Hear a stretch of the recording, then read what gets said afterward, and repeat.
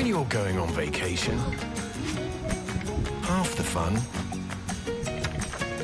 is the Hello, I'm Sunny Williams. I'm up here on the International Space Station.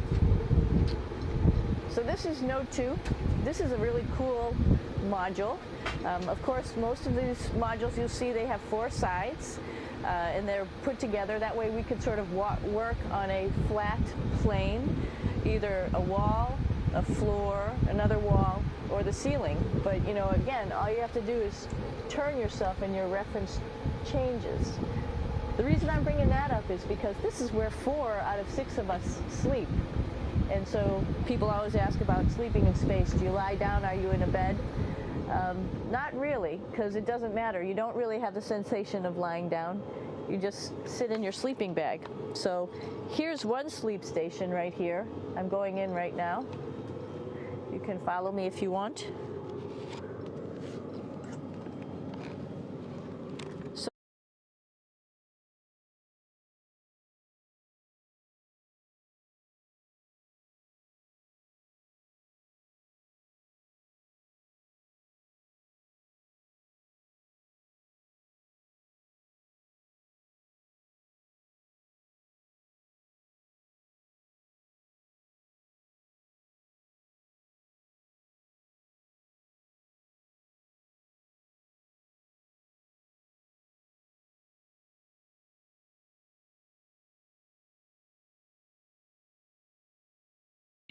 Tuned in as the Crew-9 team of Haig, Williams, Wilmore, and Gorbanov continue their phasing forward to that splashdown and return after a long-duration mission to the International Space Station. SpaceX, you are go to begin suit leak check procedure 4.011.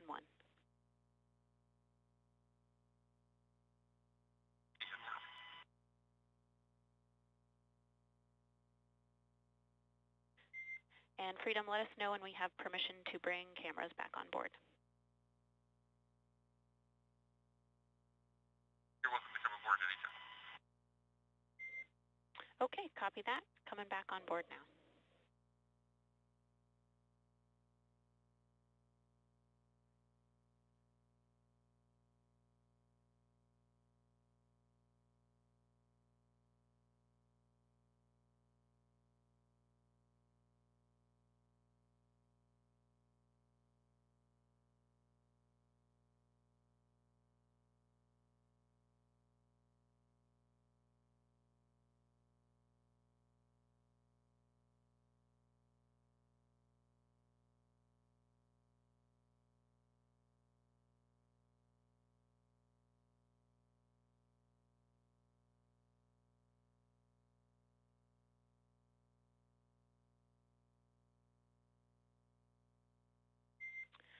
And Freedom, cameras are back on board. Next ground station pass is in about 5.5 minutes.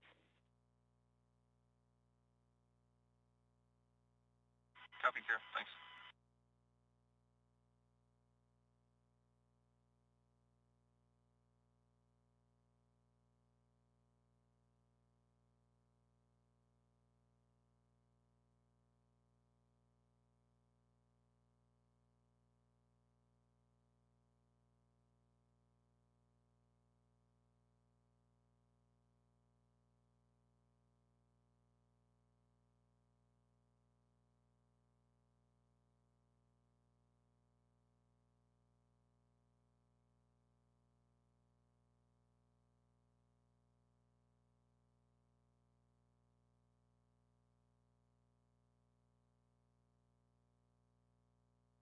And SpaceX Freedom, we're ready to pressurize.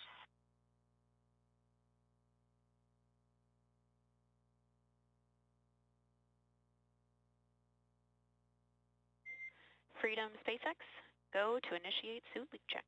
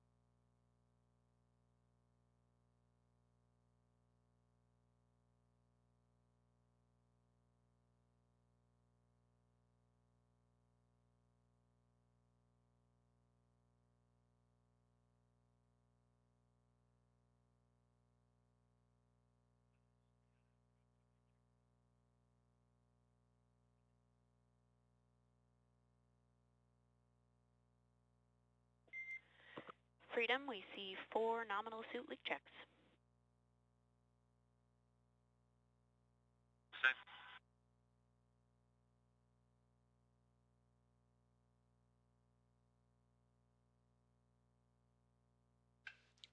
This is Mission Control Houston, coming to you live with audio coverage from NASA's SpaceX Crew-9 as they continue to make their way closer and closer to their anticipated splashdown off the coast of Florida near Tallahassee.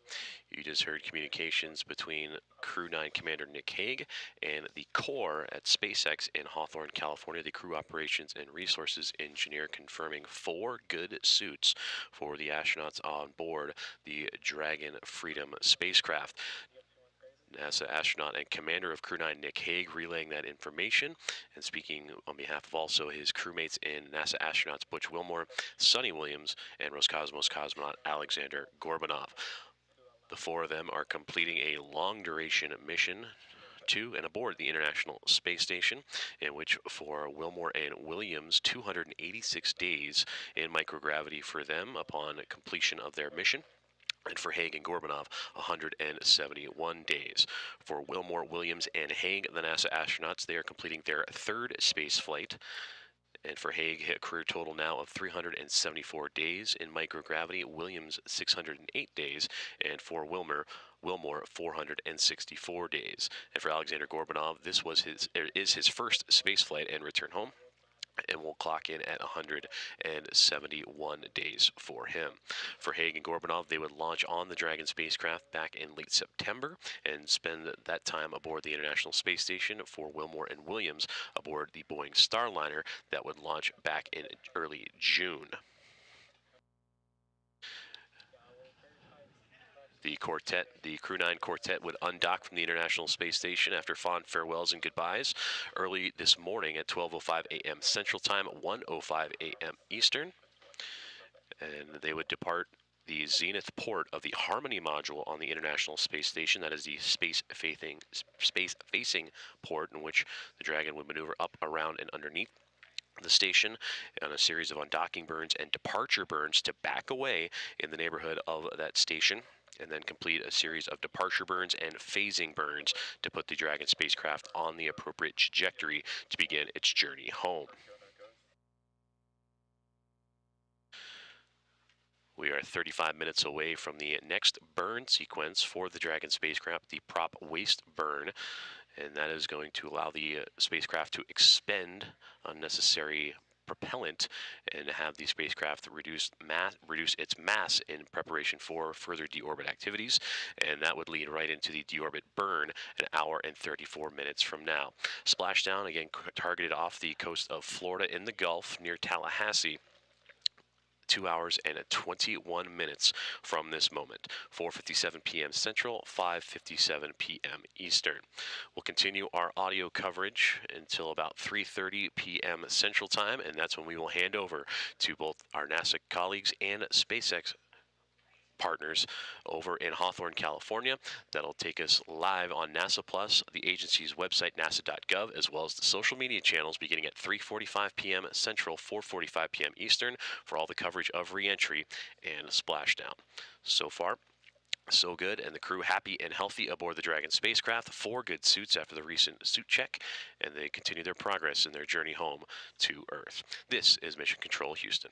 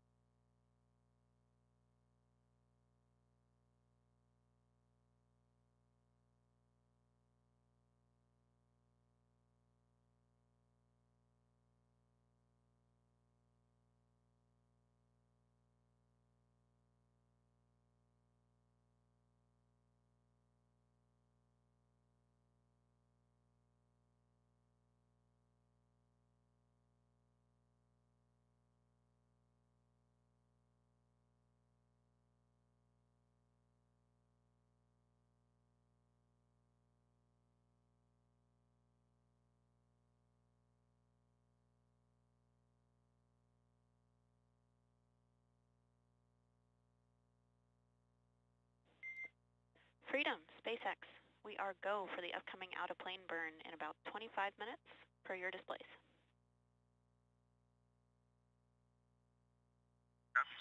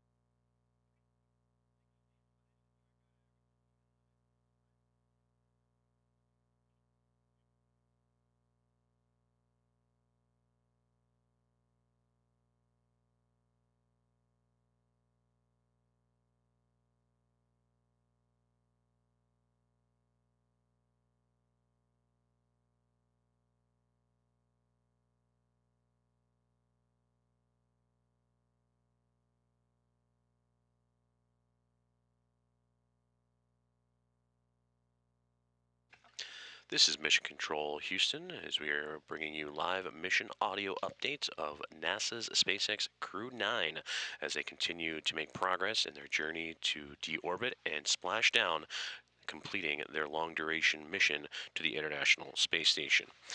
Good afternoon from the International Space Station Flight Control Room and Mission Control Center, Johnson Space Center, Houston, Texas, as crews on the ground both here in Houston and in Hawthorne, California, and SpaceX continue to monitor the progress of Dragon and their 4 crew members aboard, led by Commander and Pilot Nick Hague, NASA astronauts Barry Wilmore, Sonny Williams, and Roscosmos cosmonaut Alexander Gorbanov.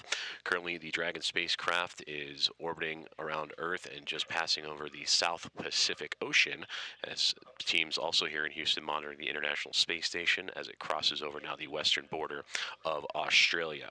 But taking a look ahead at key milestones coming up for the Dragon spacecraft, that now 20 minutes away from an out-of-plane burn that will see them remove excess propellant and continue to fine-tune Dragon's mass and trajectory en route to its splashdown target off the coast of Florida in the Gulf, just outside of Tallahassee.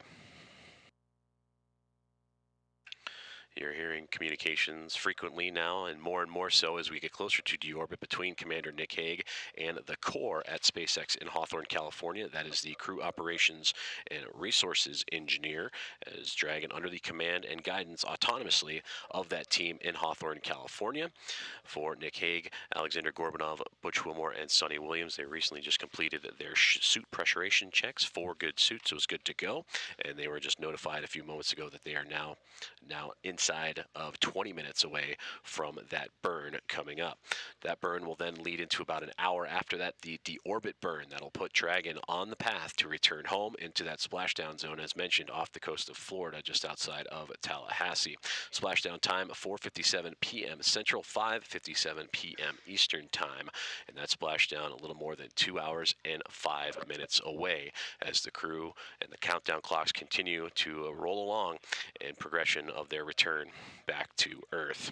For Nick Hague and Alexander Gorbanov, it'll complete a 171-day mission in microgravity and aboard the International Space Station. For Butch Wilmore and Sonny Williams, 286 days for both of them. We will continue to bring live updates through the audio platforms and national social channels up until about 3:30 p.m. Central Time, and that's when we will hand it over to our counterparts and teammates at NASA and SpaceX in Hawthorne, California. That'll bring you live production of the re-entry and splashdown on NASA Plus, nasa.gov, the agency's website, as well as on the social media channels. And again, that'll begin at 3:45 p.m. Central, 4:45 p.m. Eastern. Everything continues to move forward for Crew-9 and their return to Earth. And again, splashdown 2 hours and 4 minutes away. This is Mission Control Houston.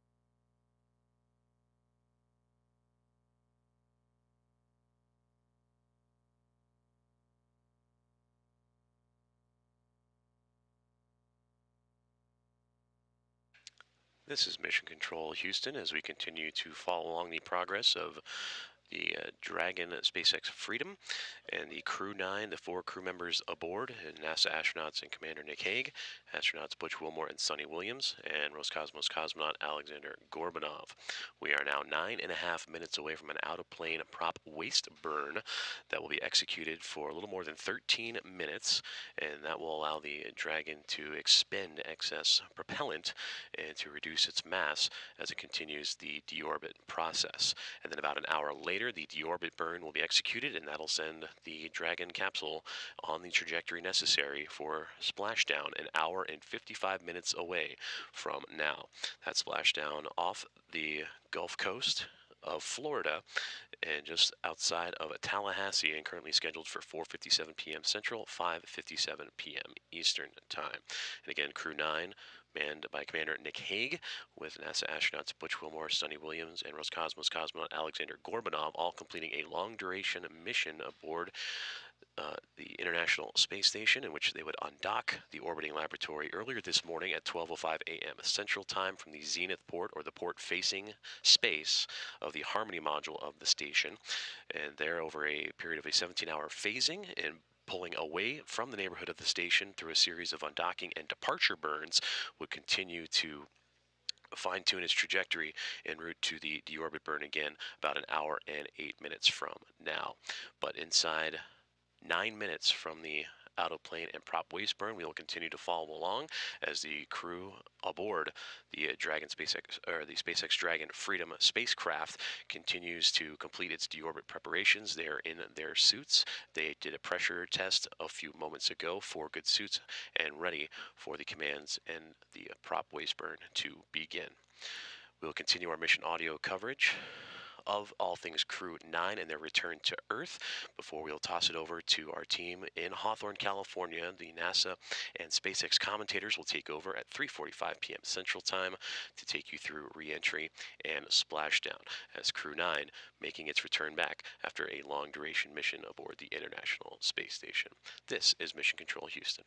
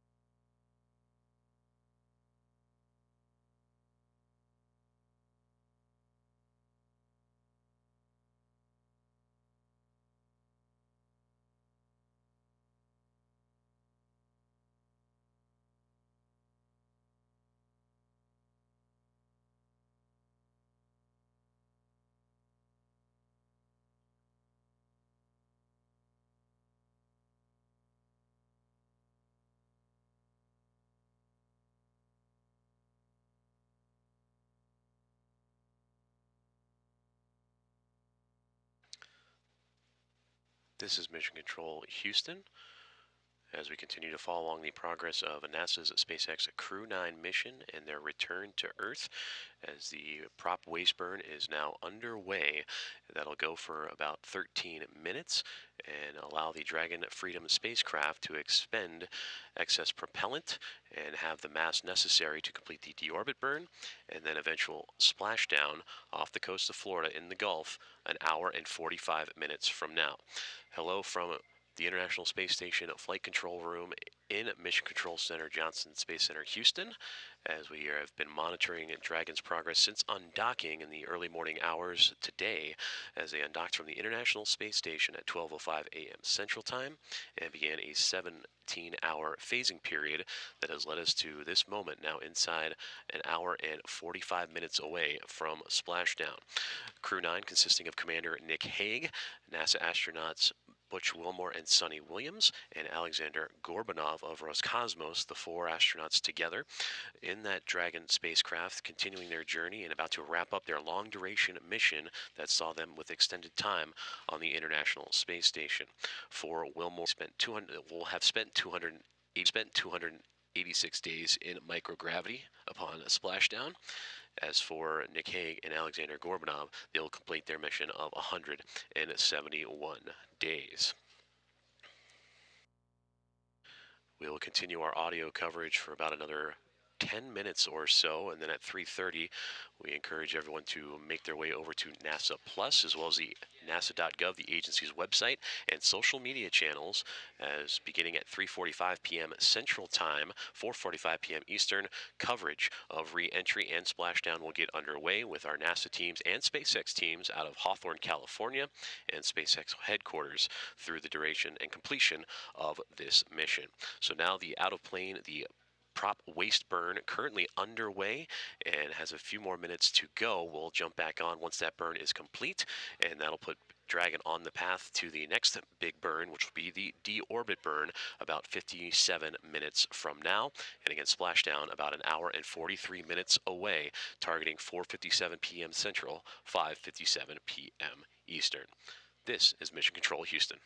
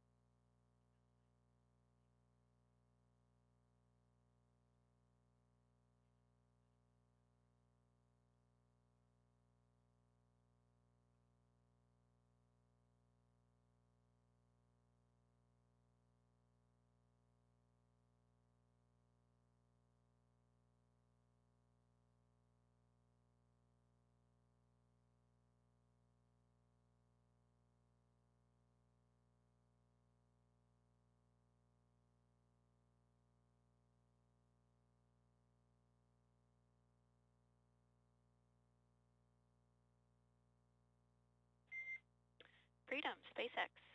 Prop waste burn complete. Performance nominal. Freedom copy is nominal.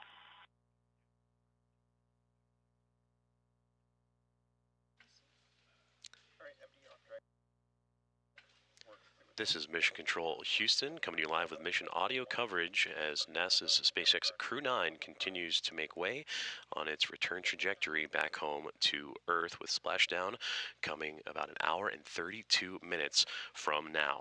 You just heard confirmation between the ground teams in Hawthorne, California at SpaceX, the core, the crew operations and research engineer, communicating with NASA astronaut and commander of Crew-9, Nick Hague, that they had a good out-of-plane prop waste burn that lasted a little more than 13 minutes, and now that sets them up for the deorbit burn coming in about 45 minutes from now.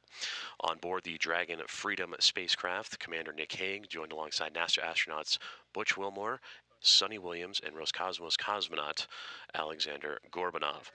After a long-duration mission aboard the International Space Station for Wilmore and Williams, 286 days in microgravity. For Nick Hague and Alexander Gorbanov, 171 days will be coming to a close in, again, about an hour and 31 minutes from now, with the targeted splashdown of 4:57 p.m. Central Time, 5:57 p.m. Eastern Time. This will be our last audio update, and we encourage those that have been tuned in on the NASA social channels to move on over to NASA Plus, or you can follow along on the NASA YouTube channel as well, the agency's website at nasa.gov, and social media beginning at 3:45. We will team up the NASA teams and SpaceX for joint coverage of reentry and splashdown. That is 3:45 p.m. Central Time, 4:45 p.m. Eastern Time, as Commander Nick Hague, Butch Wilmore, Sonny Williams, and Alexander Gorbanov entering that last leg before the deorbit burn and eventual splashdown and return home for Crew-9. This is Mission Control, Houston. Jim is with you. All right, we are 37 minutes out from deorbit sequence start and an hour and a half from splashdown. Through splashdown, I'm tracking no deltas to your crew timeline larger than a minute, so you can expect those times to be accurate. We're not tracking any issues on board Dragon. Recovery vessel Megan is standing by off the coast of Tallahassee, and we're tracking no issues on the boat. Weather out there continues to look excellent. Winds are just under 4 knots, waves just over 1 foot with an 8-second period.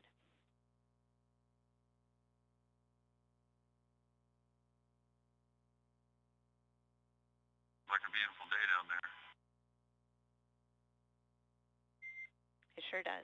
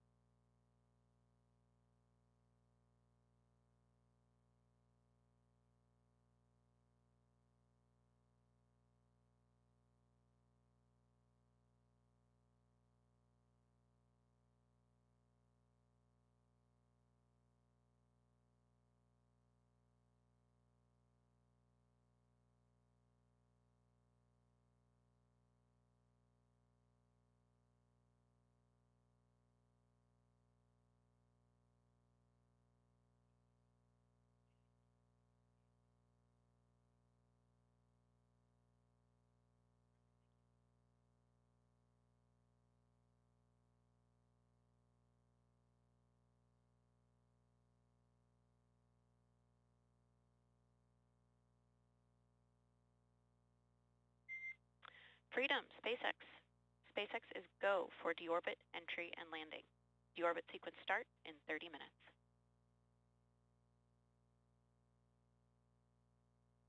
Great copies go for deorbit sequence and landing for 30 minutes.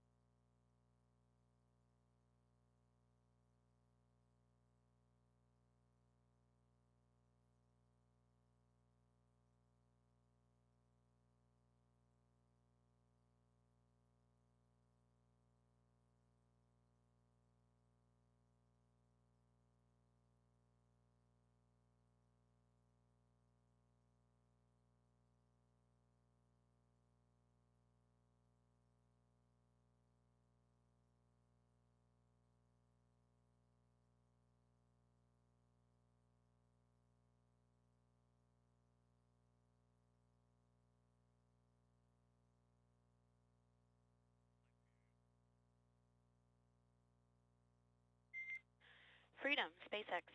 Be advised, in 2 minutes we'll have a 13-minute TDRS LOS. I'll catch you on the other side in time for deorbit sequence start.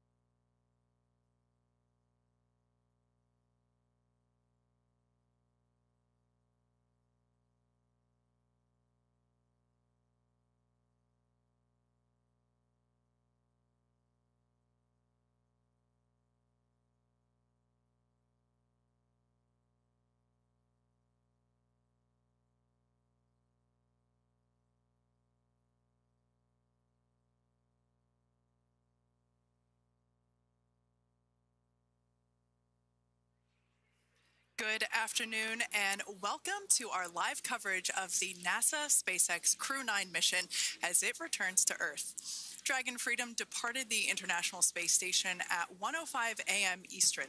That was 10:05 p.m. Pacific time on March 17th for those of us here in California. On board Crew-9 are NASA astronauts Nick Hague, Sunny Williams, Butch Wilmore, and Roscosmos cosmonaut Alexander Gorbanov. And they are now on their way to the targeted splashdown site off the coast of Tallahassee, Florida. My name is Kate Tice, Senior Quality Systems Engineering Manager here at SpaceX. And joining me today from NASA Communications is Sandra Jones. Thanks, Kate. It's always such a pleasure to be here. Upon departing the International Space Station, Dragon underwent a sequence of departure burns. The crew then had a rest period and has since kicked off preparations for re-entry, including getting into their spacesuits and successfully performing a leak check. The next phase of the mission is when things will really start to amp up. Dragon has a series of steps to complete before returning Crew-9 home. That's right. First, Dragon will maneuver to the correct attitude and jettison its trunk, which is the cylindrical, unpressurized lower part of the spacecraft. The trunk is currently connected to the aft or bottom section of Dragon, where the heat shield is located. But in order to expose that heat shield and get the vehicle ready for atmospheric re-entry, we're going to jettison that trunk. From there, the spacecraft will use its forward thrusters to perform a deorbit burn, which will put Dragon on a trajectory to return to Earth. This burn will last about 7.5 minutes once it starts. The deorbit burn uses Draco thrusters on Dragon, primarily the four located on the forward bulkhead, and is executed at the apogee, or the highest point of Earth's current orbit around the Earth. This deorbit burn will alter Dragon's path to ultimately line it up to re-enter Earth's atmosphere and splash down off the coast of Florida. Splashdown today is planned for 2:57 p.m. Pacific or 5:57 p.m. Eastern. The Crew-9 mission began a little differently than usual, since Butch Wilmore and Sunny Williams were already aboard the space station when Nick Hague and Alexander Gorbanov arrived in the Crew-9 spacecraft in September. Having arrived as the crew flight test crew for Starliner, Wilmore and Williams were fully incorporated into the space station's Expedition 72 team and began research and other work aboard the station along with the other crew members. Additionally, Williams commanded the orbiting laboratory for much of the expedition. And after a successful liftoff and separation from Falcon 9, Nick and Alexander made a short flight on board Dragon to the International Space Station in September. Both veterans of long-duration station missions, both Williams and Wilmore conducted spacewalks during their 9 months in space.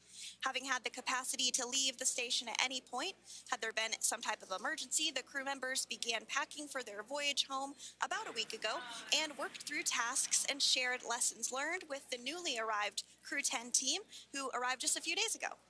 For return operations such as this, NASA and SpaceX closely coordinate with the United States Coast Guard to establish a safety zone to ensure public safety and for the safety of those involved in the recovery operations, as well as the crew on board the returning spacecraft.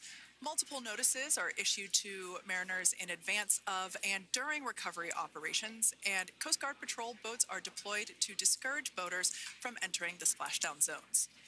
Now, we do want to stress to the public the need to respect this safety zone.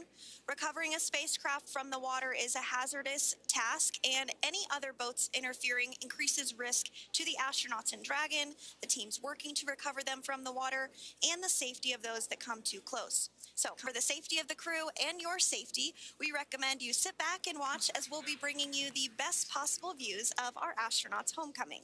And they will be the best views that you can get. So, let's take a minute to meet our returning crew. U.S. Space Force Colonel Nick Hague is your Crew-9 commander. He was selected by NASA as an astronaut in 2013. This was his second spaceflight to the International Space Station and third launch overall. He spent 171 days in space with Crew-9 and has a career total of 374 days in space. During his mission, he completed a spacewalk with astronaut Sunny Williams. That was his fourth spacewalk, earning him a career total of 25 hours, 56 minutes of spacewalking time. Before Crew-9, Hague previously served as a crew member of Expedition 59 and 60 back in 2019. He flew with Alexei Ovchinin and NASA's Christina Cook. So this is his second time sharing the space station with Ovchinin. The Kansas native is a test pilot of a distinguished graduate of the United States Air Force Academy. Nick spent 5 months in Iraq in support of Operation Iraqi Freedom. He voluntarily transferred from the United States Air Force to U.S. Space Force in 2021 and is an active colonel. His wife, Katie, is a retired U.S. Air Force colonel, and they have 2 sons. NASA astronaut Sunny Williams is a mission specialist for Crew-9. This was her third visit to the space station. She originally launched aboard Boeing Starliner spacecraft and arrived at the space station on June 6th. And it looks like we are beginning to get some views inside the spacecraft, overlooking the shoulders of the crew on board Dragon. We'll continue to bring you those views throughout the day and views throughout splashdown this afternoon rather. But to jump back into a little bit more about Sunny, she became an Expedition 71-72 crew member, and she logged 286 days in space on this mission. But she actually has a total of 608 days in space, the second most time in space by a U.S. astronaut. Former NASA astronaut Peggy Whitson ranks first for the U.S. with 675 days in space. She conducted 2 spacewalks and has completed 9 over the course of her career for a total of 62 hours and 6 minutes of spacewalking time.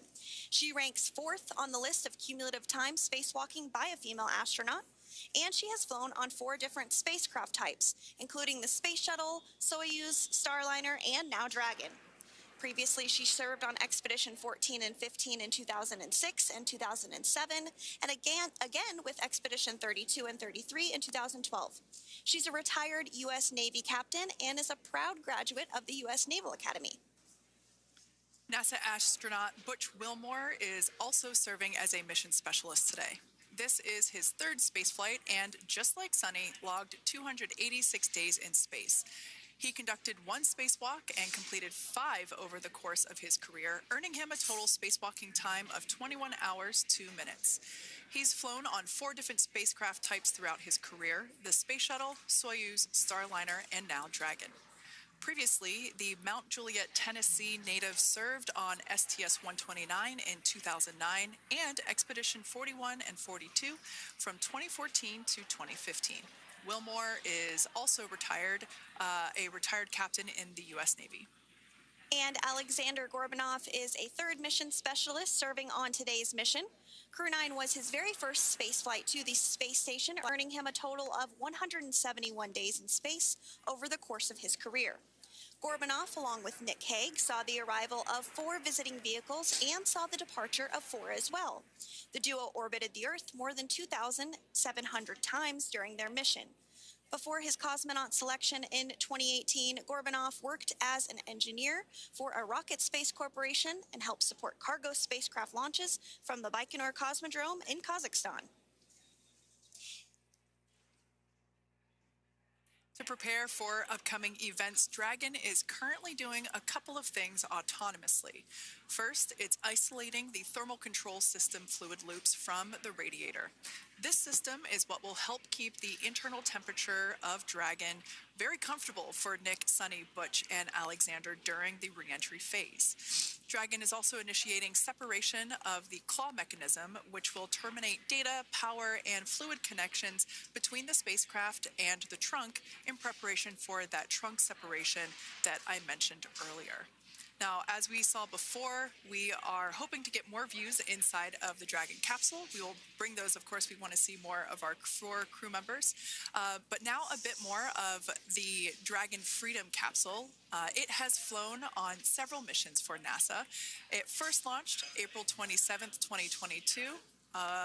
To the International Space Station on NASA's SpaceX Crew-4 mission. It was subsequently used for 2 private spaceflight missions to the space station for Axiom Space, Axiom Mission 2 in May 2023, and Axiom Mission 3 in January of 2024. And of course, Crew-9 launched last year, is September 28th.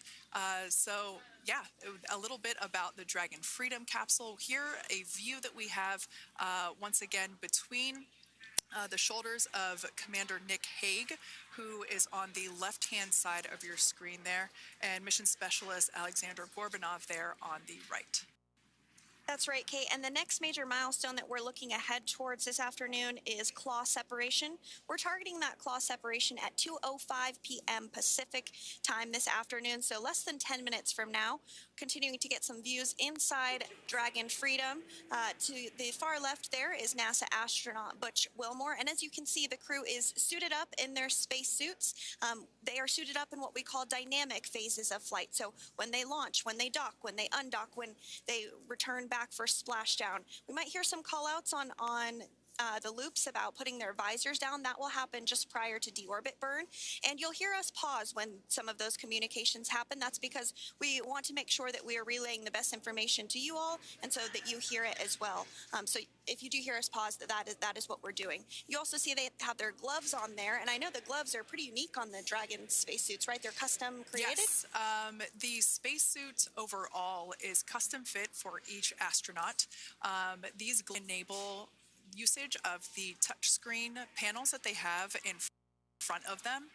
We can't see it from this view, but that view we saw earlier between Alexander Gorbanov and Nick Hague, that is a touchscreen. It allows the crew to monitor everything that Dragon is doing, along with those tablets that they have there on their legs. So yeah, the spacesuit itself is intended to act as a mini spaceship, if you will, as once the visors are closed, it is able to maintain a pressure in the unlikely event of a depressurization event for Dragon. So there we can see those screens I was talking about. So there in the center, we've got the location tracker, as well as on the left-hand side, it's mapping out the operations that Dragon is executing the crew has to remain well informed of all these things that Dragon is doing autonomously. That basically means that Dragon is flying itself. The crew has the ability to control the capsule if necessary, but the capsule is essentially going to bring itself home. But of course, in order to be familiar with the orbit sequence start in 5 minutes.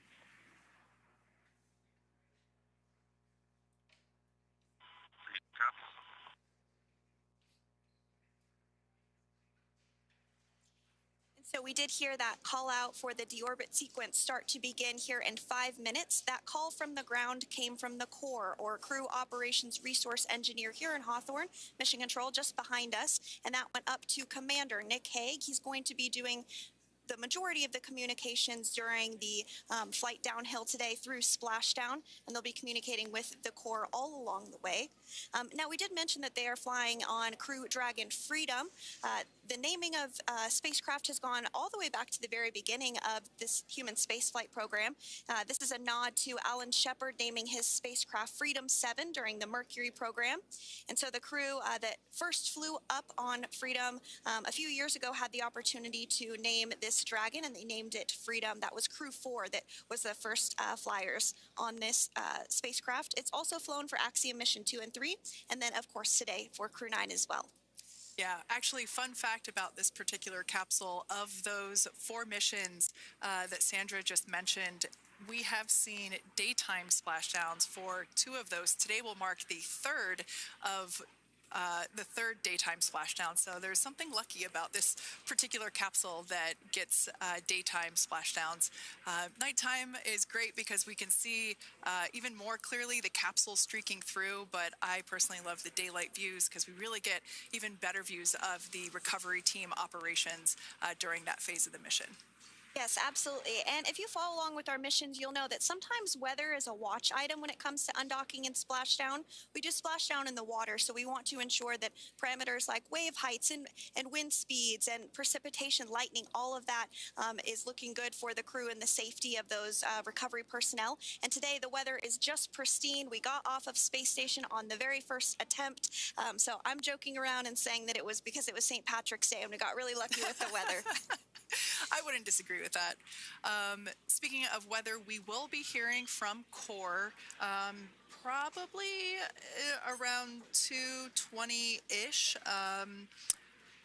Typically, before we enter the period of loss of signal, or LOS, we will hear an entry briefing from the core, the Crew Operations Resource Engineer, and they will deliver important information like updated anticipated splashdown and loss of signal times to the crew, as well as the wave height and wind speed.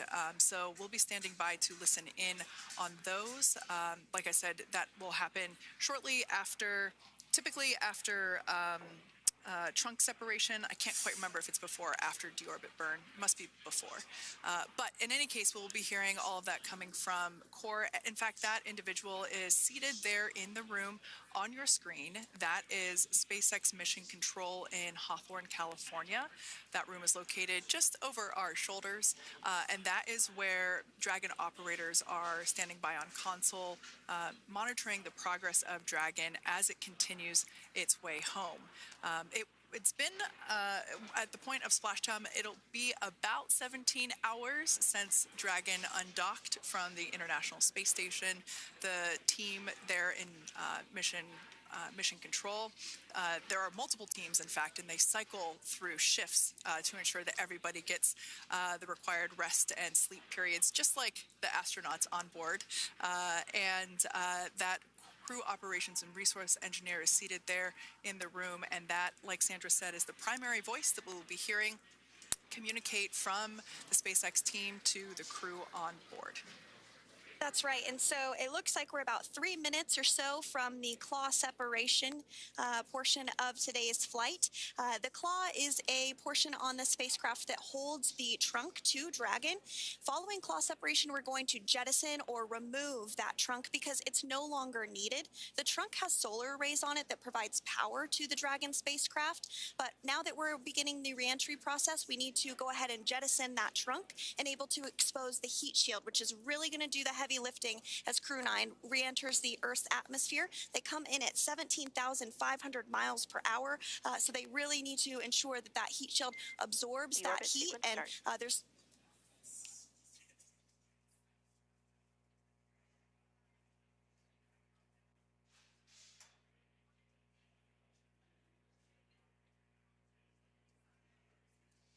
And so we did just get communications there that the deorbit sequence start has begun. So here in just a couple minutes from now, we expect to hear information or a call back about the claw separation having begun. And again, that kicks off that trunk separation portion that I was discussing. To remove that, expose the heat shield, and then eventually we'll have the deorbit burn, and we'll continue to walk you through all of these milestones as we approach them ahead of our splashdown at 2:57 p.m. Pacific time this afternoon off the coast of Tallahassee, Florida. Yeah, we're very excited to bring the Crew-9 crew home. Sandra, we were talking about the trunk separation. That trunk is on a trajectory that will re-enter in the atmosphere and break up upon that re-entry. The heat shield itself is one of my favorite parts of the Dragon capsule. It is the workhorse of the re-entry phase. It will work to protect the Dragon capsule and the crew members on board during the re-entry phase as the temperatures outside of the capsule build up to, I believe, about 3,000 degrees Fahrenheit in excess of. And meanwhile, the interior of Dragon stays a very comfortable temperature. That heat shield does a lot of the work, and we'll see that plasma build up on the exterior of the capsule. As a result of the plasma that builds up, we will lose communications with the crew. This is known as loss of signal, or LOS. This is roughly a 10-minute period on average, even less than. I believe today it is probably about 6 or 7 minutes long. It kind of depends on the mission, and it happens for every Dragon capsule that re-enters the atmosphere. Due to that plasma buildup, we're not able to communicate or command the capsule, so we stand by while we wait to regain communication after we pass through that period of loss of signal and get what's known as AOS, or acquisition of signal. Continuing to stand by for claw separation, and then we'll look towards trunk separation. It'll be just about a minute or so after that. That happens pretty rapidly in succession. Some of our milestones will take a little bit longer throughout the day. For example, we will have a deorbit burn after that will take about 7.5 minutes and helps get Dragon set up in the right trajectory to splash down in the Gulf off the coast of Florida. So continuing to stand by for claw separation.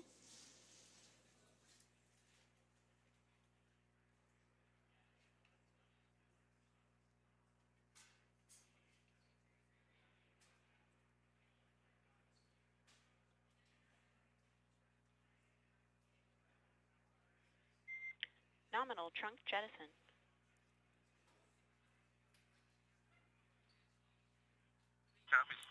All right. Great news there. That trunk has been jettisoned from the Dragon capsule. So the claw was separated. That's the mechanism that connects the telemetry and power between the Dragon capsule and the trunk. In order to expose the heat shield underneath Dragon, we had to jettison that trunk, and so we just got confirmation that that has happened. So that is great news. Basically means that telemetry is looking good, and that the nitrox system is primed for cabin and suit cooling, and the heat shield, like I said, is now exposed and ready for atmospheric re-entry. The trunk served its purpose by gathering energy from the sun through its solar cells and converting that to battery power. Since we separated the trunk, we can't generate any more new power, but we really don't need to since we're coming home and Dragon has enough battery power already stored. Now up next, The final steps that Dragon will perform prior to re-entry: the slew, or the maneuver to deorbit burn attitude, and then the deorbit burn itself. This deorbit burn is the last time that the forward Dracos, which are the 4 thrusters located on top of the spacecraft under the nose cone, it's the last time that they will ignite. The deorbit burn will place Dragon on a precise trajectory to return to the splashdown zone off the coast of Florida, off the coast of Tallahassee, Florida, and that will last about 7.5 minutes once it starts.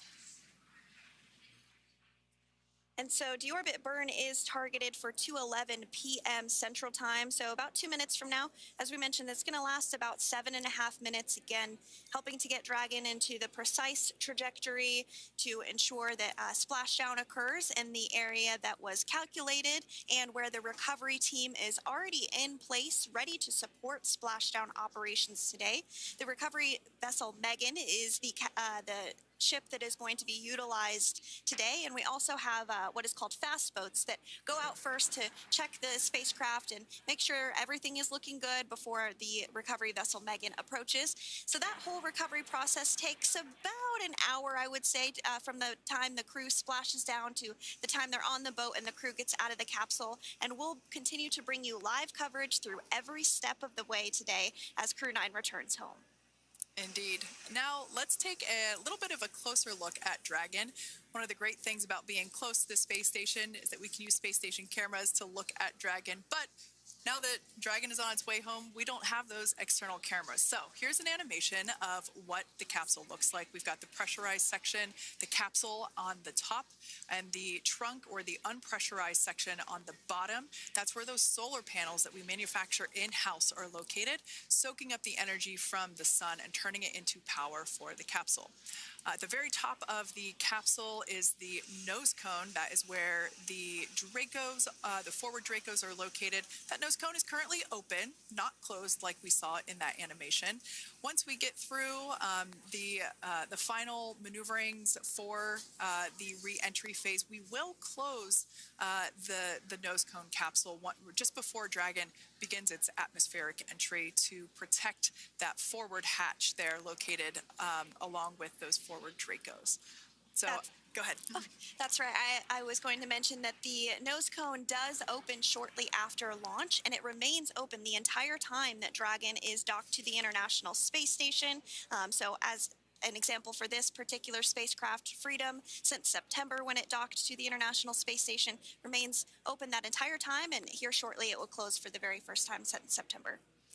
So quick recap of what Dragon has done in recent history here. We basically began preparations for re-entry known as the deorbit sequence. So Dragon released the trunk. As we said before, we separated the claw, we released the trunk. It next will slew to the deorbit burn attitude. Slew basically meaning maneuver, so it will position itself correctly to execute that deorbit burn. We want the heat shield side to be facing forward, or first, if you will. We want that to be the leading edge of the Dragon capsule, as that heat shield is meant to basically be an ablative material for the heat that it will incur. Once we complete that deorbit burn attitude slew, we will initiate the deorbit burn itself. That will last for several minutes, expecting that to be to start here any moment now, actually, and then it will go until about 2:18 p.m. Pacific time or 5:18 p.m. Eastern time. And I did hear confirmation that that deorbit burn is underway. As we mentioned, it's about a 7.5-minute burn. So within the last 10 minutes, Dragon has jettisoned its trunk and initiated the deorbit burn just seconds ago. As mentioned earlier, for those operations, NASA and SpaceX closely coordinate with the United States Coast Guard to establish a safety zone to ensure public safety and for the safety of those involved in the recovery operations, as well as the crew on board the returning spacecraft. Multiple notices are issued to the mariners in advance of and during recovery operations, and Coast Guard patrol boats are deployed to discourage boaters from entering the splashdown zones. So we do want to stress to the public the need to respect this safety zone. Recovering a spacecraft from the water is a hazardous operation, and any other boats interfering increases the risk to not only the astronauts in Dragon, but the teams working to recover them from the water and the safety of those that may come too close. So for the safety of the crew, which you see there on your screen, your safety, we recommend you sit back and watch as we'll continue to bring you the best possible views of our astronauts' homecoming. Yeah, as I mentioned earlier, this deorbit burn is the last time that we will utilize our 4 forward Draco thrusters. Forward basically meaning at the top of the Dragon capsule. Dragon Freedom has not yet entered the Earth's atmosphere. This deorbit burn is what will line the vehicle up and put it on its final trajectory to the landing site right off the coast of Tallahassee, Florida. So basically, it is the last burn that the Dragon spacecraft executes and is what really locks it in for that precise landing. As you can see on your screen right now, Nick, Sunny, Butch, and Alexander are using their screens to keep tabs on the burn duration, the Draco firings, and trajectory details such as entry angle, spacecraft perigee, and how much distance remains until deorbit burn termination. As I mentioned earlier, Dragon is flying itself. So all the crew has to do is stay strapped into their seats and keep tabs on things. Although I must say, if I had one of those window seats, it would be pretty difficult to restrain myself. Now, with Nick, Sunny, Butch, and Alexander ready to deorbit and splash down back on Earth, they will be heading to one of 8 targeted sites supported by SpaceX and NASA. All of these sites are located off the coast of Florida, either in the Gulf of America or the Atlantic Ocean. Spreading the supported sites across multiple locations helps maximize the return opportunities for this mission and future crews, lowering the chance that we'll have to wave off due to bad weather. For those of you following along, you'll know that today's splashdown marks our final Dragon recovery on the East Coast. After 6 great years of successful recovery operations off the East Coast, we'll be moving all Dragon recovery operations back to the West Coast. And as always, NASA and SpaceX jointly select our splashdown location. And for today, the prime recovery site is off the coast of Tallahassee, Florida. The selection process works with a lot of different variables, including the space station's orbital trajectory or path that it follows, what landing sites are available and have favorable weather, how much free flight capability Dragon has for the trip home, and the sleep schedules for the returning crew members, as well as, of course, the big one, the weather. We'll start with calculating daily return options based off of the space station's current orbit and Dragon's capabilities to maneuver and line up for re-entry. The time from undock to landing at the primary site can vary from less than 6 hours to more than 39. Getting home the quickest comes with some obvious benefits, but we always have to make sure the crew is properly rested for dynamic operations, preventing us from scheduling 20-plus hour days for them. Of course. Trajectory and ballistic experts provide the daily opportunities that would line up Dragon with the 7 landing zones and split them into what we call ascending and descending opportunities. Dragon uses its Draco thrusters after leaving station to execute a series of altitude-lowering maneuvers and to line up with the selected primary site. It can also change to different alternative sites while in a free flight if sudden weather moves in that we may need to avoid. So, as we mentioned, weather is something we're constantly looking at, making the final call to proceed about 2.5 hours before the crew undocks. So, for the Crew-9 return, we looked at a number of weather items. Some of the obvious ones are no rain or a chance of lightning in the recovery zone, both for the safety of the crew inside Dragon and the recovery teams in the water.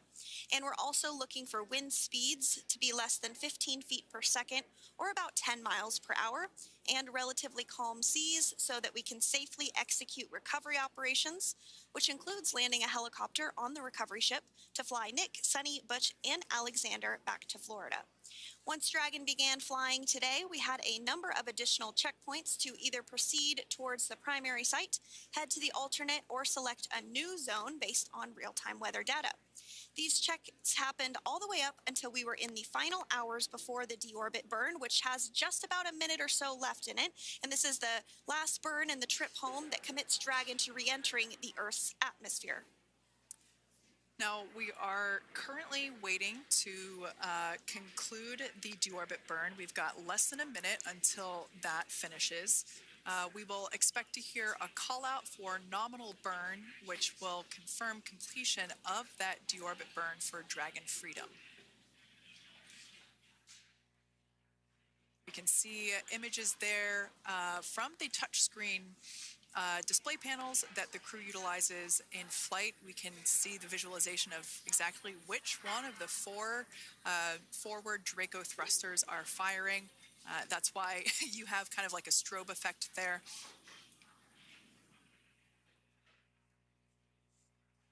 And if you're just joining us, you are looking at live views of the Dragon Freedom. On your left is Commander of Crew-9, Nick Hague. To his right is Roscosmos cosmonaut Alexander Grabenkin. And also in Gorbunov, excuse me, that is Alexander Gorbunov. And then also in the capsule today is NASA astronauts Sunny Williams and Butch Wilmore.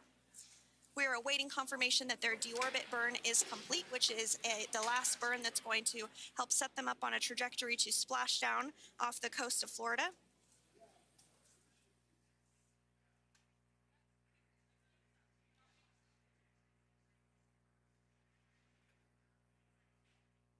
All right, excellent news there. We heard the words we were looking for, nominal burn. So that means that that deorbit burn was successful and nominal, meaning as expected.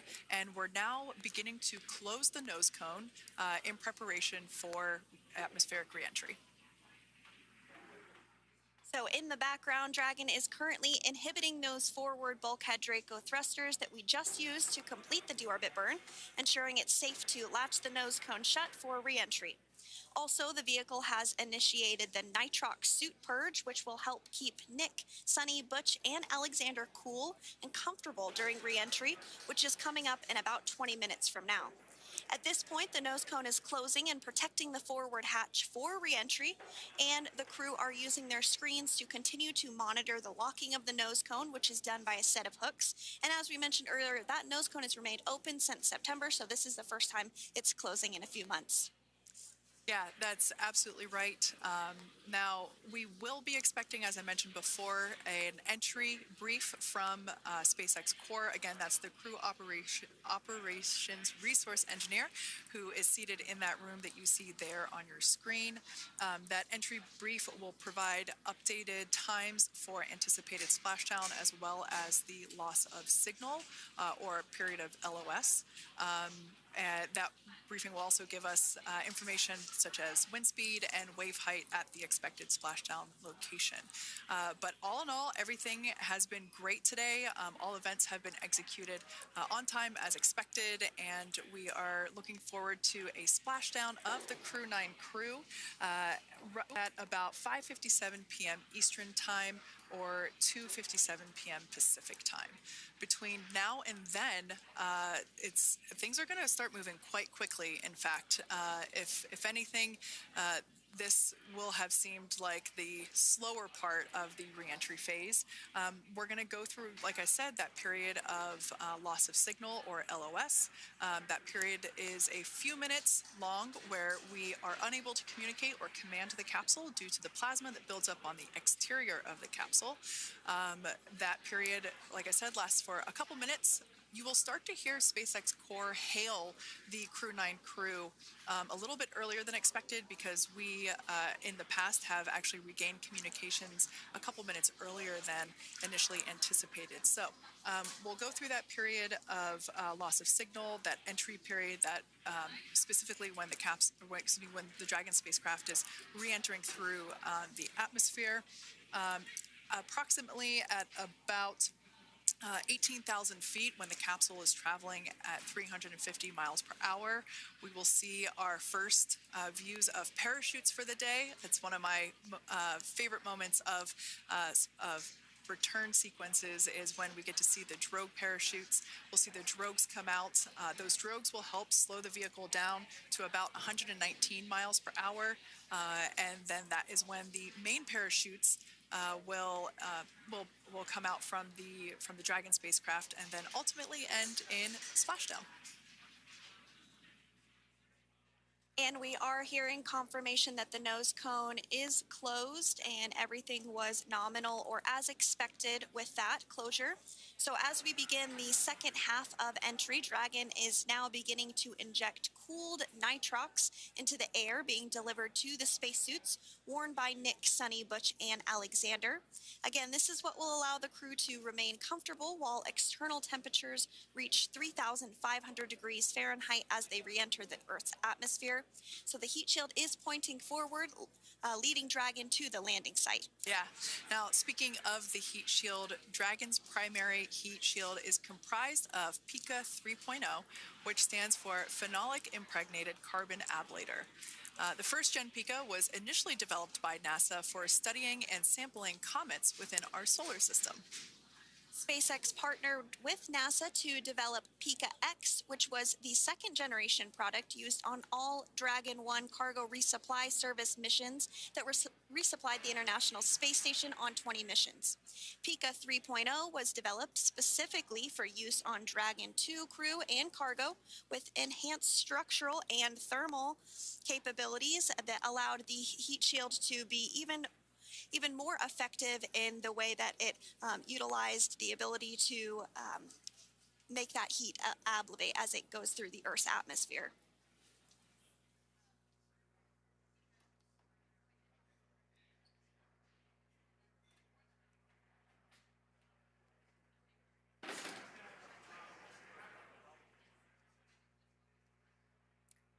The remainder of Dragon is composed primarily of a SpaceX proprietary ablative material. It's another class of thermal protection which is lighter weight versus PICA and protects the underlying composite structure during reentry to ensure the structural capabilities are maintained. While Dragon will experience temperatures well over 3,000 degrees during peak reentry conditions, the characteristics of the thermal protection system coupled with the environmental control and life support system in the pressurized interior will ensure that Nick, Sunny, Butch, and Alexander stay cool and comfortable during all phases of reentry through splashdown.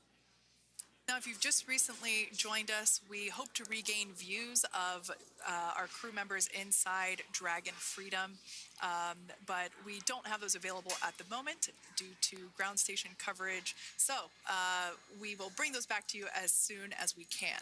Now, after Dragon Freedom has re-entered the Earth's atmosphere, a series of parachutes will deploy to slow the crew's descent. First will be the 2 drogue parachutes, followed by the 4 main parachutes, and those will guide Dragon to its first contact with Earth since it launched back in September. Dragon will automatically deploy these parachutes when different pressure and positioning sensors on the spacecraft detect that they're at the right speed and altitude. Vehicle velocity at drogue deploy is approximately 350 miles per hour, and they deploy at about 18,000 feet. Now, when the vehicle velocity at main deploy is approximately 119 miles per hour, and they deploy at about 6,500 feet. When Dragon splashes down in the water, the vehicle velocity will be about 16 miles per hour, so you can really see how those parachutes help to slow down the crew inside the capsule. The highest G-load the crew is expected to experience today is about 3 to 5 Gs.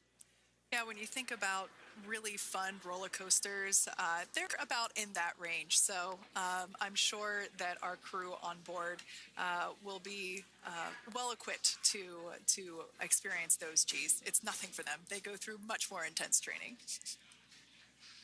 And so we are continuing to make our way through a number of milestones today.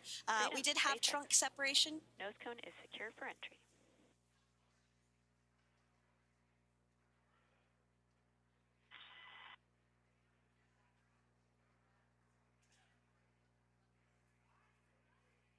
All right, great news there. That tells us that the final physical configuration change for Dragon is complete. We have closed that nose cone. This is the last physical change that Dragon undergoes prior to re-entering the Earth's atmosphere.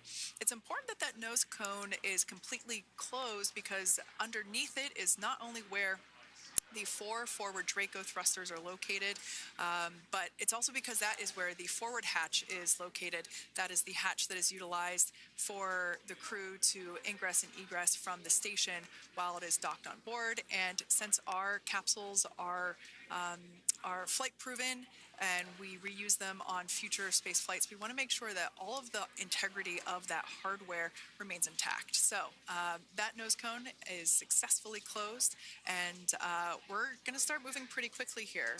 As I mentioned before, we'll go through loss of signal. We'll get that signal back several minutes later, and then we'll see the parachute action. Yep, and then that's all ahead of splashdown off the coast of Florida. We're targeting Tallahassee as our splashdown zone today at 2:57 p.m. Pacific time this afternoon. Now, you did mention the call to the crew. They'll do some additional calculations following that burn and potentially let us know if that splashdown time has changed at all. But right now, we are continuing to target 2:57 p.m. And you can see there on your screen a path of where Dragon will be re-entering today. So if you are in the southern tip of Mexico, you might have the opportunity to see Dragon. Because it's a daytime splashdown, you probably won't have too great of views, but potentially you'll have the opportunity to get a glimpse of it there. Once again, Dragon operators, they're monitoring the progress of Dragon through this re-entry phase. That is SpaceX Mission Control, located here in Hawthorne, California. That is also where the crew operations and resource engineer is seated. That person is the voice that we have heard multiple times and will continue to hear as the primary point of contact to the crew on board Dragon Freedom. We will also hear the voice of Commander Nick Hague.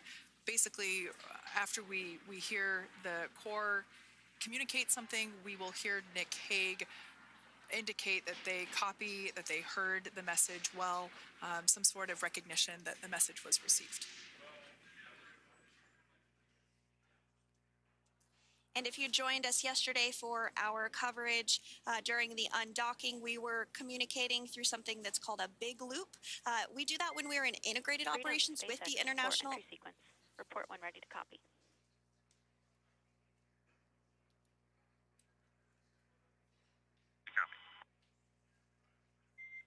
All right, I've got some updated times for you. Our comm blackout start time is 2144. Our comm blackout end time is 2151, and our splashdown time is the same per your displays, 2157.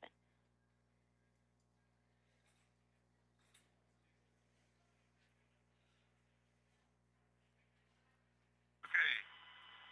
Seeing comm blackout start 2144, stop 2151, splashdown per display. That's a good readback.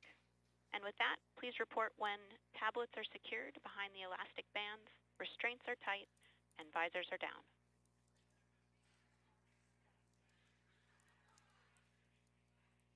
Copy, welcome.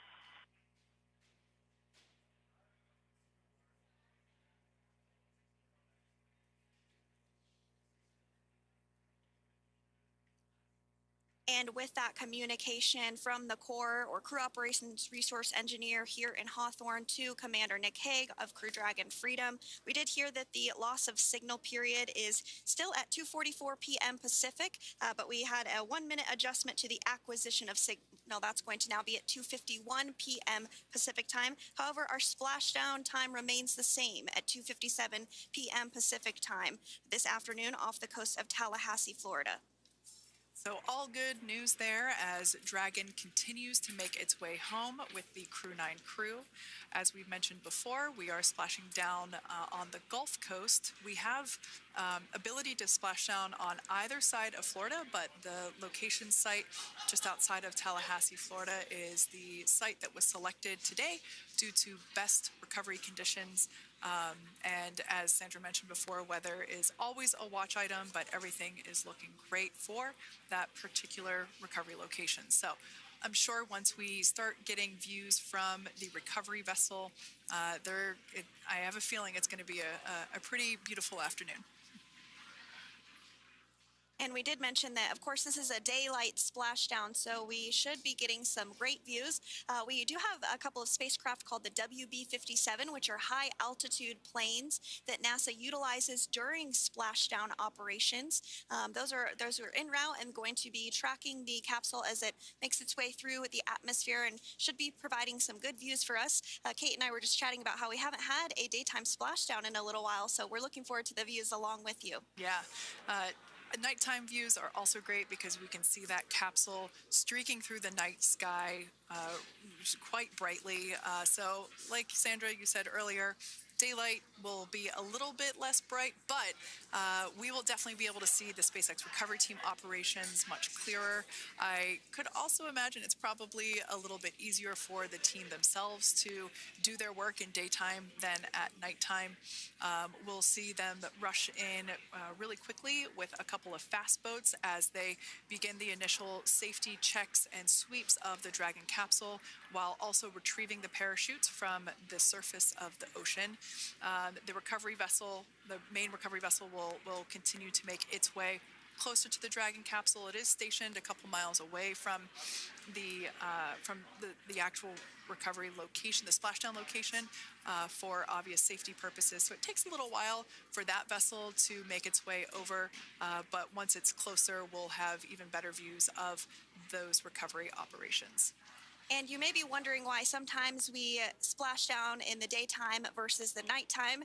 And believe me, we would all love for these operations to happen during regular daytime working hours. But unfortunately, orbital mechanics just doesn't quite work out that way. So it has to deal with the location of the International Space Station, as well as where the splashdown zone is on Earth and that trajectory, as well as the phasing. So as we mentioned earlier, sometimes we have phasing as short as 6 hours, sometimes in excess of 30 plus hours. It just depends on where the targeted area is that the capsule is going to splash down. So today's phasing has been 17 hours since undocking occurred at 10:05 p.m. Pacific yesterday evening for us here in Hawthorne. Early wee hours for folks on the East Coast and other areas of the United States. Yeah, but regardless of whether it's daytime or nighttime, the SpaceX recovery team has trained and practiced and rehearsed for it all. So regardless of daylight, they are really efficient with those operations. And but like you said, Sandra, it has been a minute since we have seen a daytime splashdown on a NASA SpaceX Crew mission. The last daytime recovery was on Crew-4, which was the debut flight for the capsule flying today, the spacecraft known as Dragon Freedom. And so yeah, kind of a fun fact there in terms of the timing of that daylight splashdowns. Once again, standing by for more communication with the crew. The next event that we have coming up is the start of that period known as loss of signal. That is the period still expected at 2:44 p.m. Pacific time. This lasts for several minutes while the capsule is making its way through the Earth's atmosphere. The heat shield located at the bottom of the capsule, really doing all the work at that point in time in terms of using the atmosphere to slow the capsule down from its orbital speeds of 17,500 miles per hour. Are secure, the restraints are tightened, visors down. Figured for entry. Freedom, I copied. Tablets are secured, restraints are tight, and visors down.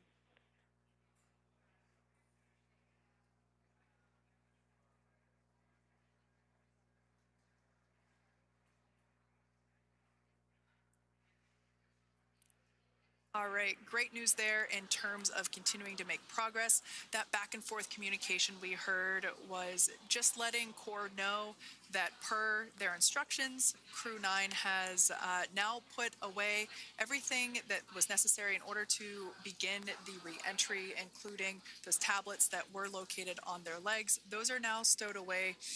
They've tightened that safety harness that we see there, and the visors are now down. So with all that being said, let's take a minute to meet our returning crew. U.S. Space Force Colonel Nick Hague is your Crew-9 commander. He was selected by NASA as an astronaut in 2013. This was his second spaceflight to the International Space Station and third launch overall. He spent 171 days in space with Crew-9 and has a career total of 374 days in space. During his mission, he completed a spacewalk with astronaut Sunny Williams. That was his fourth spacewalk, earning him a career total of 25 hours, 56 minutes of spacewalking time. Before Crew-9, Hague previously served as a crew member of Expedition 59 and 60 back in 2019. He flew with Alexei Ovchinin and NASA's Christina Cook. So this is his second time sharing the space station with Ovchinin. The Kansas native is a test pilot and distinguished graduate of the United States Air Force Academy. Nick spent 5 months in Iraq in support of Operation Iraqi Freedom. He voluntarily transferred from the United States Air Force to U.S. Space Force in 2021 and is an active colonel. His wife, Katie, is a retired U.S. Air Force colonel, and they have 2 sons.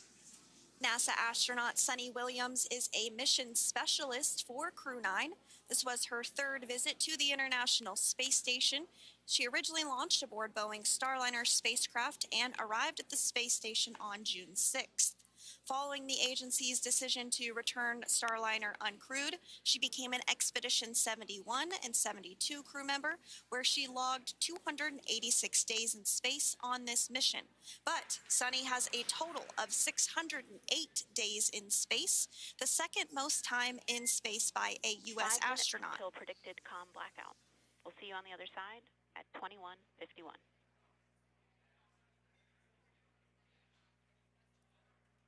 51, talk to you soon.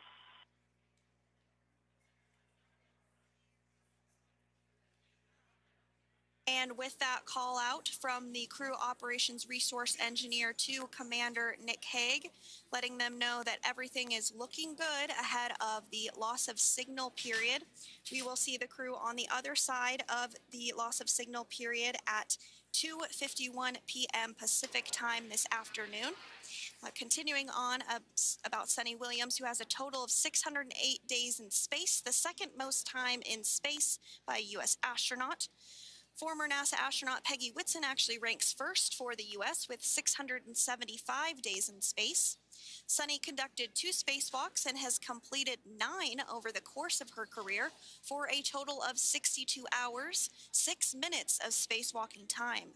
She ranks 4th on the list of cumulative time spacewalking by a female astronaut, and she has flown on 4 different spacecraft types, including the Space Shuttle, Soyuz, Starliner, and now Dragon.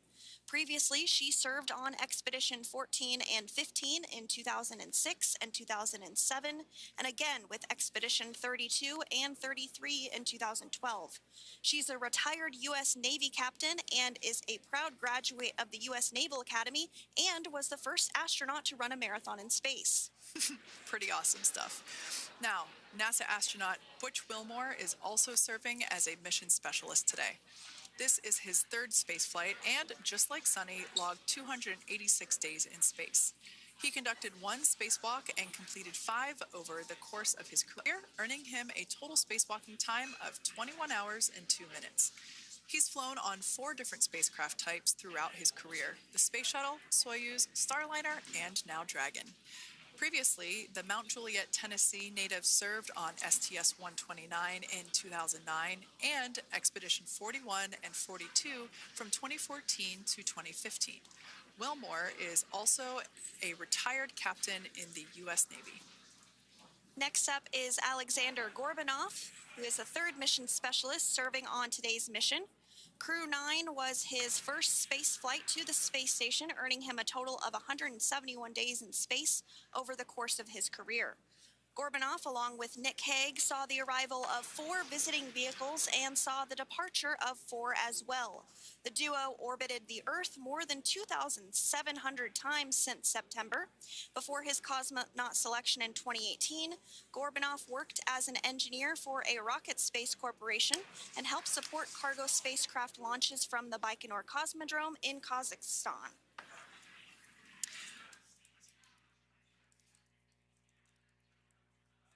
So if you are just joining us, we are continuing to bring you live coverage of Crew-9's return to Earth following their mission aboard the International Space Station, where they completed science and research investigations. We are targeting splashdown off the coast of Florida at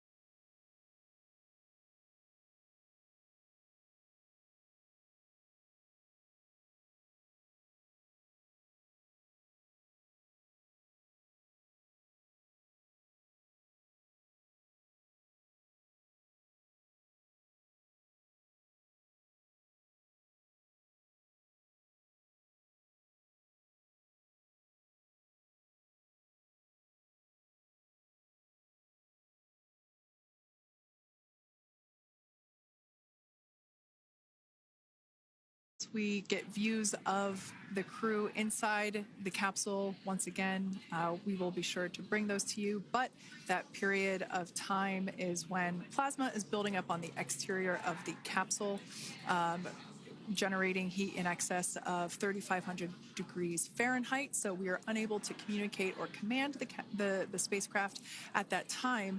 And that includes, unfortunately, video feeds as well. So as soon as we get the views back inside Dragon, we will bring those to you. But until then, we are going to stand by and continue to monitor the progress of Dragon.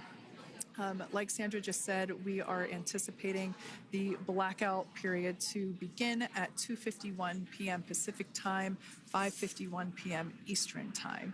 This will last for several minutes. It's not super exact, even though we are predicting acquisition of signal, or AOS, to come back at 5:51 p.m. Eastern time. In the past, we have regained communication sometimes a little bit earlier than that, so we'll probably start to hear Core begin to hail Crew Dragon a minute or two prior to that anticipated acquisition of signal. But right now, Nick, Sunny, Butch, and Alexander are seated in their seats inside Dragon Freedom. Their visors are down, and they have put away or stored the tablets they had located on their upper leg to monitor Dragon's progress. Now they will be utilizing the touchscreen displays, where the current operation and future operations will be displayed as they are able to monitor Dragon's progress continually. As I said before, Dragon is autonomous, meaning it is flying itself. So the crew stands by and monitors, and those touchscreen displays are what will be allowing them to do so and prepare for events such as parachute deploy. And while on board the International Space Station, Nick, Sunny, Butch, and Alexander contributed to over 900 hours of science and research investigations, which is really the key purpose of the International Space Station. Now, the International Space Station is celebrating a major milestone this year, where they will be celebrating 25 years of continuous human presence in November. So if you're younger than 25 years, you've never known a day where there hasn't been a human living and working aboard the International Space Station, contributing to key science and research investigations that impact our lives here on Earth. There's research being done on Parkinson's, on osteoporosis, on cancer research, and a variety of other studies. Additionally, the microgravity laboratory provides a jumping off point for us as we venture back to the moon and onto Mars through longer duration space flights. One such example that the crew worked on during this mission was an alternative exercise device. In microgravity, the crew has to exercise for about 2 hours a day because they're not having the effects of gravity on their body. So to prevent bone and muscle loss, we counteract that with 2 hours of exercise per day. On board the International Space Station, they have 3 ways in which they can exercise. They have a bike, they have a treadmill, and they have a similar to a weightlifting machine that counteracts the microgravity environment. But a particular experiment that this crew tested out was a combination of all 3 of those in one smaller device. And this is really critical as we continue on to the moon, Mars, and beyond, because space is really important in spacecraft. So if we have something smaller that the crew might be able to utilize, that can potentially help us venture out even further into the solar system. So science is really the name of the game when it comes to the International Space Station. Some of the other science highlights that took place during this increment that are particularly interesting to me was we had the first wooden satellite that was deployed. This is a study to see if other materials might be more resourceful or renewable in space. So I'm really excited to see the results of that one as well. Additionally, we had a couple of spacewalks that took place to not only provide maintenance to the International Space Station, but also where we swabbed the outside of the space station near vents to see if any microbes that we all have microbes on us, to see if any of those could survive in the harsh environment of space, which again is very important for us to know and understand as we continue to the moon, Mars, and beyond. Very exciting stuff. Now, at this point, we have now entered the communications blackout period for the Dragon spacecraft. This lasts approximately 7 minutes due to plasma formation around the spacecraft itself. During this time, no vehicle telemetry is received by mission control or the recovery team, and no external commanding of the vehicle or voice communication is possible. But as a reminder, Dragon is designed to fly itself. During re-entry, the vehicle will be slowing down from orbital velocity, which is approximately 17,500 miles per hour. The top temperature that Dragon will experience upon re-entry is 3,500 degrees Fahrenheit. This blackout period, as I said before, we expect it to last about 7 minutes today, concluding at 5:51 p.m. Eastern Time or 2:51 p.m. Pacific Time. We right there have our first view of Dragon Freedom coming home to Earth. And that view is from the WB-57, which is one of NASA's high-altitude planes that is tracking. Now, because of the way that this camera is configured, it does look like it is dark, but it is indeed daytime, and you're beginning to see that plasma trail as Dragon re-enters the Earth's atmosphere. All of that is expected. We are anticipating an acquisition of signal around 2:51 p.m. Pacific Time, so just minutes from now, and you may hear the core begin to hail out or call Dragon for communications and see if we can potentially get communications with them a little bit earlier. Following this, we'll have 2 events in rapid succession. We'll have the drogue parachutes deploy at 2:53 p.m. Pacific, followed by the mains just 1 minute later at 2:54 p.m. Pacific Time, ahead of a splashdown at 2:57 p.m. Pacific Time off the coast of Tallahassee, Florida.